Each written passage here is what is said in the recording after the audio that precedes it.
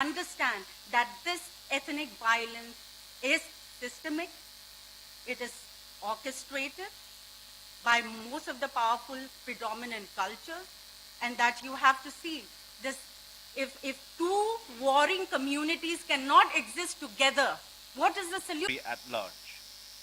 If you look at the statistic of the population of the tribal people in Manipur, you'll find that we are industrious, we are innovative, and we are hardworking. And we have the capacity and the ability to administer ourselves and grow and be proud and be a proud Indian citizen. So therefore, with this, I would like to conclude our press conference. I will take Q&A from the press as per the availability of time. And please put up your questions, and depending on the relevance, I'll pass on. If I can answer them, I will answer them, and otherwise I'll request my fellow panelists to answer to your queries. Please.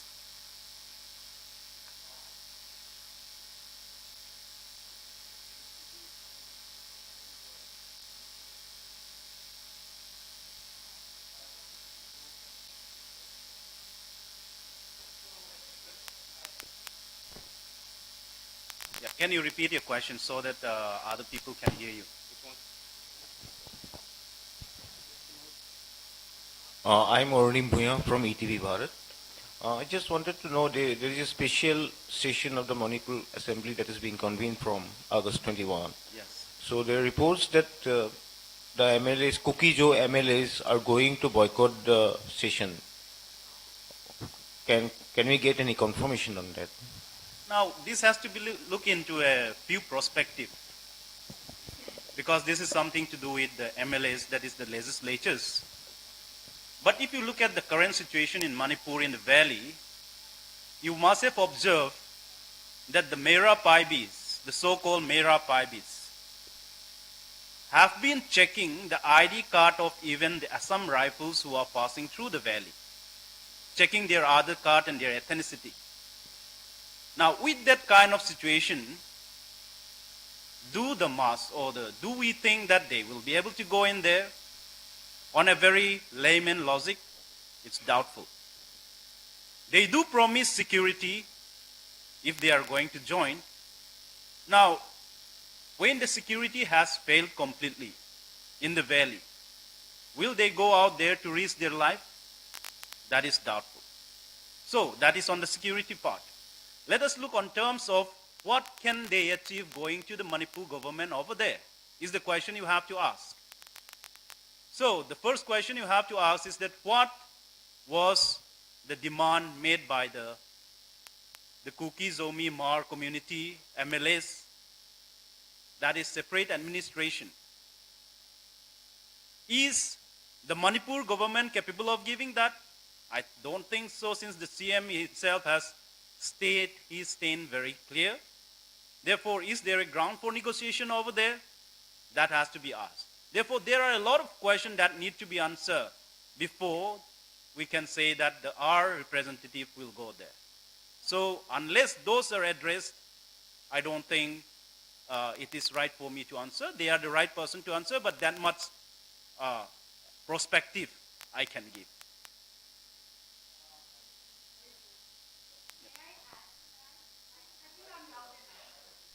No, you have to come to here.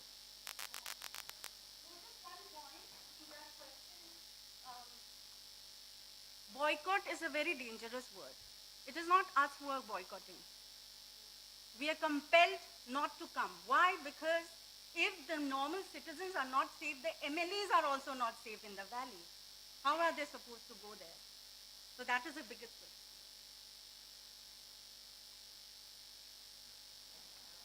Yes, please go ahead. In the parliament yesterday, saying Kuki infiltrators have caused this ongoing ethnic violence. What message would you like to give to the Home Minister? I would request a person as big as the Home Minister, who has the the entire government, or say who is the person who has control over the entire security force of the country, I would request him to be more prudent in his comment, because it entails the life of lakhs of people. So, if with the power that he has, I believe he also has the power to investigate. With the power that he has the power to get evidence and do a due process. But speaking out for political mileage, there is a saying that says, when elephant fights, the grasses suffer. I have said this before.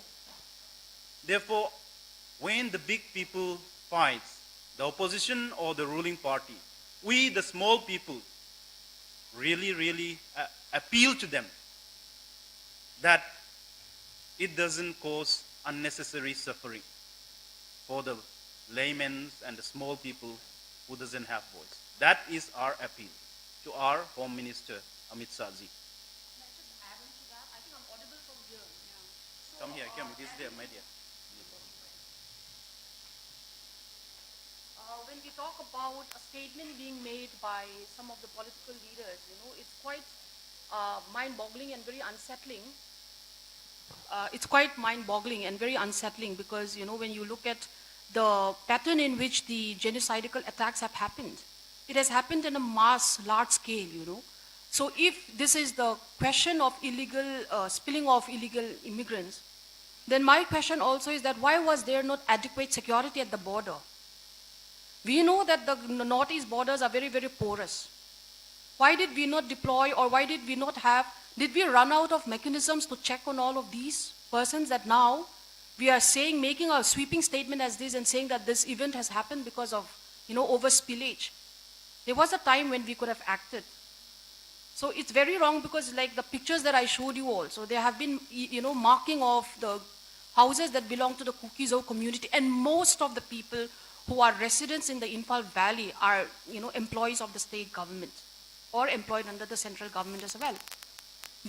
When attacks were being made, did we check their cards? Did we check their employment certificates and said that, no, these are not illegal immigrants? We did not do that. When we were attacked as on the grounds of our ethnicity.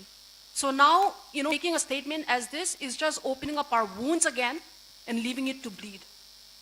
So I think statements as this also has to be very, very carefully made. And also, if I may just add on to the remark of the Solicitor General also, when he says that the unidentified bodies in the morgue are are those that belong to the illegal immigrants. Let's talk on the basis of some evidences today.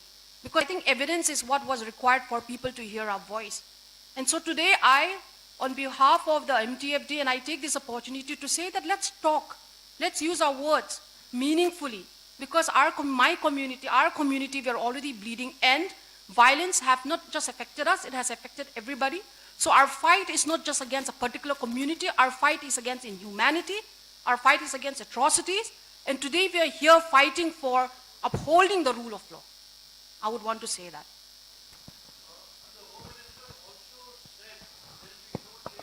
Demography of Manipur. How do you react to that?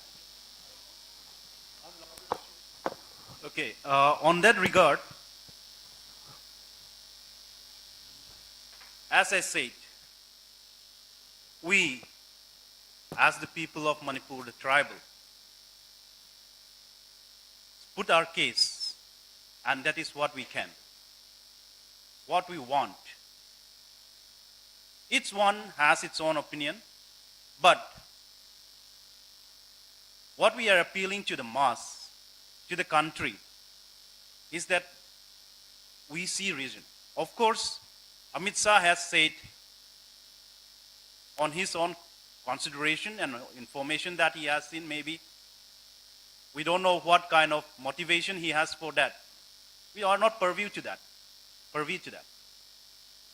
But our stand is that we present our case again and again so that the reason and the advantage and the consideration, we take all those facts that we have presented all those realities that are presented be taken into consideration in a larger democracy. Because as I said before at the beginning of my introduction, the minority has no strength to change the law in a democratic country unless the guardian and the institutions that are making the norms are intact. The mechanism of the constitution works. Only then can we have our voice. If it is one man who has decided the fate of everybody, we have no chance. As a minority, if the majoritarian government is going to do and majoritarian authority is going to prevail, do we have a chance? I don't think so. But if constitution prevails, if reason prevails, if justice is served, we do have our chances. So therefore, with all the political picture that we are also putting our faith in our democratic mechanism.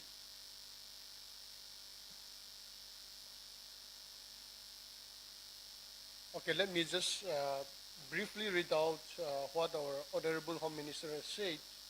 He says, over the last 6 years, we did not have to impose a curfew in Manipur until May 3.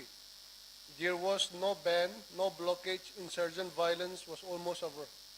Then neighboring members